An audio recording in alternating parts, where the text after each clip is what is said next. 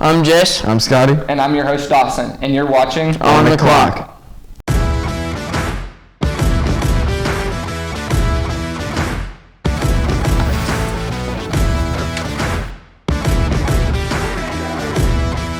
Or no, yeah, he had 3 touchdowns. Well, there, I think 6 of these. Yeah. And so if you're bottom, Wichita State, we won the past week. Hello, everybody, and welcome to the Super Bowl special of On the Clock. Today, we're going to be talking about the Super Bowl, obviously, and then the NBA trade deadline is today, so we're going to touch on a few of those trades there at the end. So, with the Super Bowl comes a lot of gambling. Gambling's now legal in Kansas, of course, not for us because we're under 18, and we would have lost all of our money by now.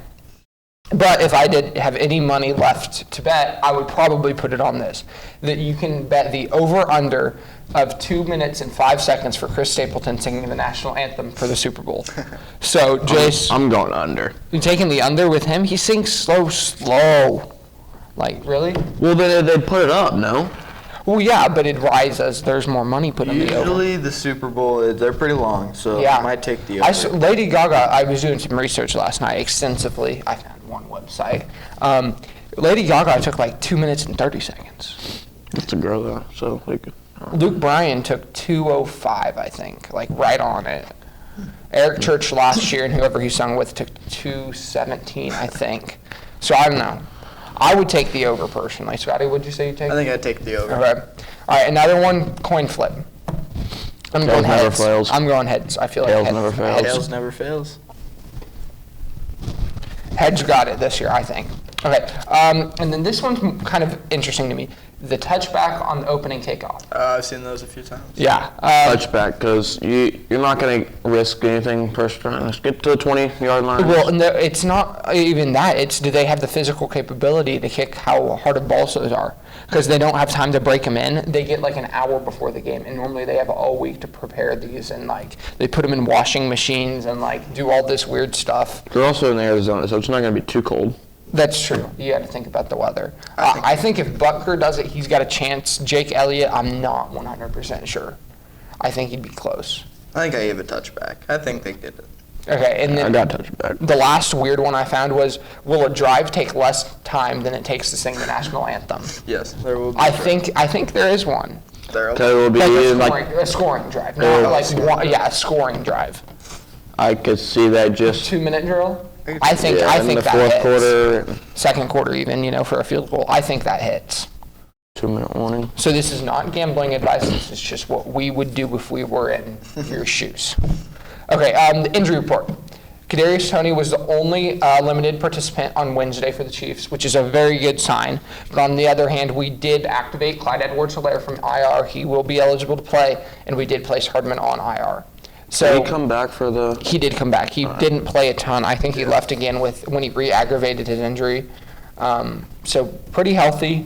Snead got cleared from his concussion and it is no longer on the injury report. Kelsey was a full participant, so that's good. Scotty, you got anything on the Eagles injury report? Yeah, Lane Johnson, Cam Jurgers, Avonte Maddox, all limited in practice for the Eagles. I mean, these could be in preparation for the Super Bowl, but it could also be worries. But I just want to touch on Clyde Edwards-Helaire with the whole upcoming of Pacheco and even McKinnon. How much do you think he plays? Do you think he's a third string back or a second? I think they kind of use him as a 2B. Like you have your 1 and then you 2A, 2B. I think they maybe move him out and put him in the slot a little bit, throw some screens his way, kind of space the field a little bit. But I'm really not sure what his role is going to be. It could be a special teams thing. But I'm really not sure, Jace. I just don't see him getting much targets, just how Pacheco's been doing lately. So, I don't know. He might be second string maybe, but it'll be hard for him to get back when these two backs have been performing really well. I don't think they want to risk what's working. They don't want to risk the change that could alter the boat. Yeah. Okay, so moving into score predictions. I got the Chiefs coming out on top on a little bit lower scoring game than the two you guys have. I got them coming out on the top 27-24. I got the Chiefs, a little higher scoring, not too much, 31-28. And I got the Chiefs 41-37. Now, Jace, I would like to see the game end up like your score. I would like it to be a shootout. I just don't. I think the Eagles are going to run the clock down. I think there are going to be 2 late drives going back and forth, kind of like Buffalo last year. But yeah, moving on to the keys for the game. The Chiefs, Jace, you want to go ahead and cover those? Just need a pass protect. I mean, that rush defense is really good. So, I mean, just kind of protect that. Need the young DBs to step up against AJ and Devontae. Contain the run with a really good run defense. And then win special teams. We win those, I mean, we have a good chance of winning. Yeah, if I can touch on the pass pro here. 2 years ago when we were in the Super Bowl against the Bucs, that was atrocious. If that happens again against, I think, a better D-line, we are screwed. There is no way we can get out of there alive. But I think we got Creed, Orlando Brown, Joe Thuney. I think we're going to be fine.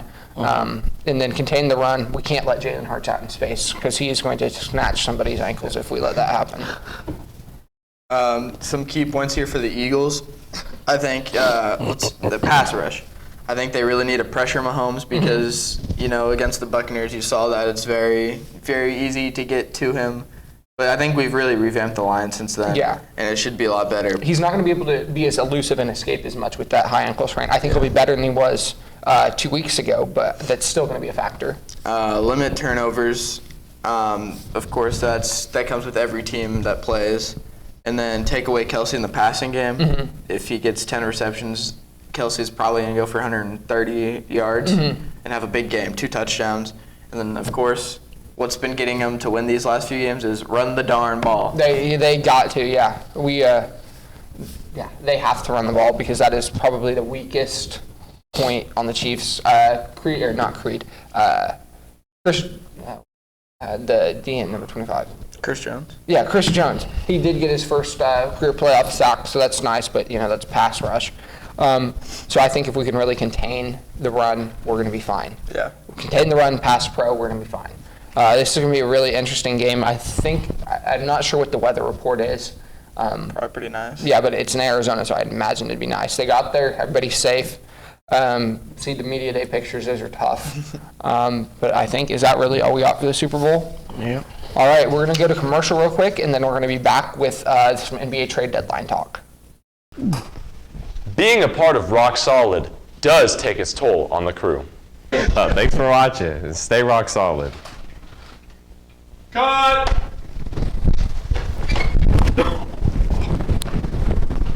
After we finish, we have to do it all over again for the foreign exchange students.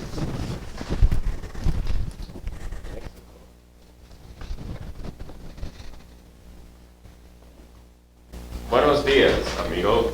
Ben tiene un pene.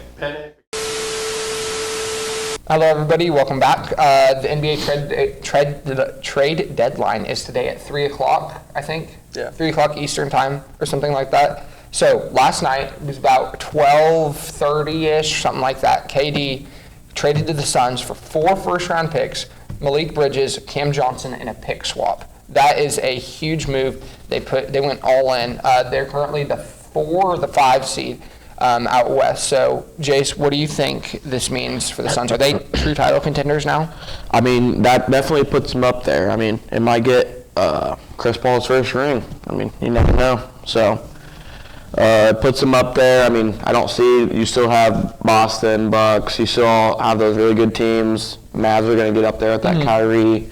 So, I mean, you still have really good teams that you're going to have to fight for that spot with. But, I mean, they're up there.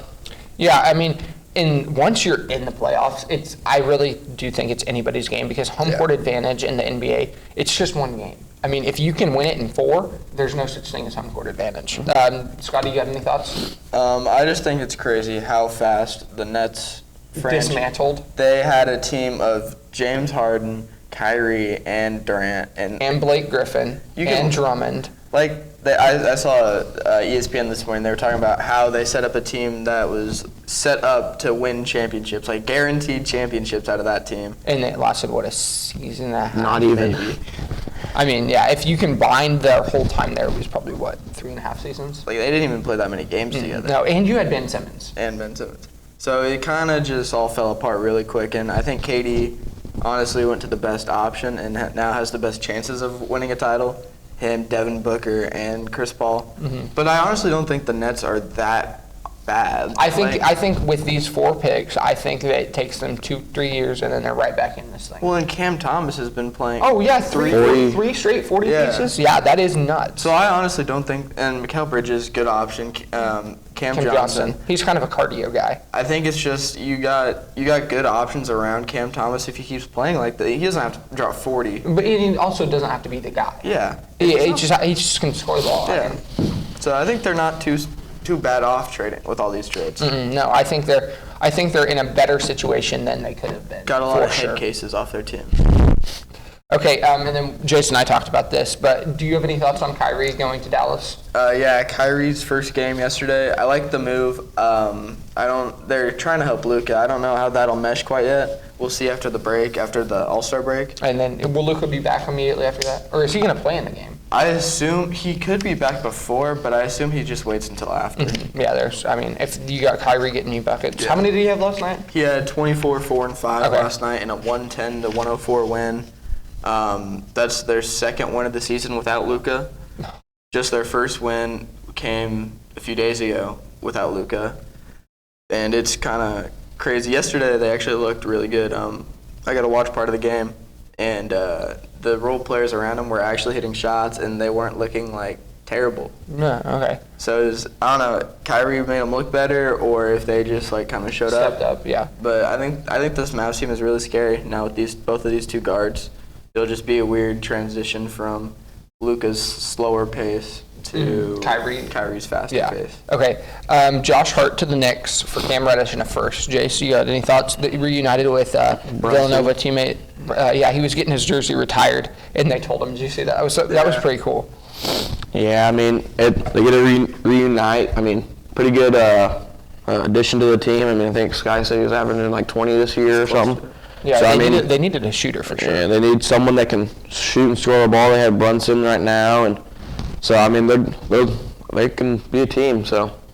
Yeah, I don't think this is a huge move long term. I think this could help them win a couple more close games. I know there were talks of Fred VanVleet to the Knicks. I think that's probably out of the question, thankfully for you. You wouldn't have to buy all new gear. Okay, and then the last trade we're going to talk about. I know Dwayne Dedman went to the Spurs for like a second in cash, but like that one, the Spurs are the worst. Jakob Poeltl to the Raptors. For what? Wasn't he drafted there originally? I don't know. It was like a pick, or it was a few picks or something like that. I don't know. It wasn't too much. Okay. So Westbrook to the Jazz, D'Lo to LA, and then Mike Conley to Minnesota. There were some picks moved in there. I'm not sure exactly where all those landed, but I think you call LA the winner of this.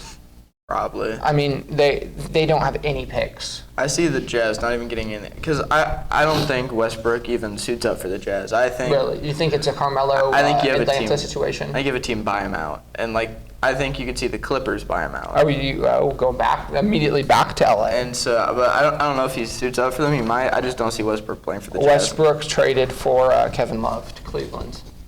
We need a backup point guard. Yeah, he's going to take time away from Ochai Baji.